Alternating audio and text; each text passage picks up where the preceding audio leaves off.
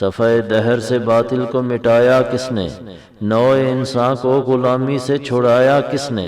میرے کعبے کو جبینوں سے بسایا کس نے؟ میرے قرآن کو سینوں سے لگایا کس نے؟ تھے تو آبا وہ تمہارے ہی، مگر تم کیا ہو؟ ہاتھ پر ہاتھ دھرے منتظر فردا ہو۔ علامہ اقبال کی نظم جواب شکوہ کا یہ 11واں بند ہے۔ یہ پورا بند اس بند کا جواب ہے جس میں مسلمانوں کے کارنامے گنوائے گئے تھے کہ ہم مسلمان ہیں یا اللہ جنہوں نے دنیا سے باطل کو مٹایا، لوگوں کو لوگوں کی غلامی سے نکال کر تیرا غلام بنایا، تیرے کعبے کو سجدے کیے اور تیرے قرآن کو اپنے سینوں میں محفوظ کیا۔ تو اس کا جواب یہ ہے کہ یہ کن لوگوں کی باتیں کر رہے ہو؟ کیا ان لوگوں والی خصوصیات یا کوئی خصوصیت اب تم میں ہے؟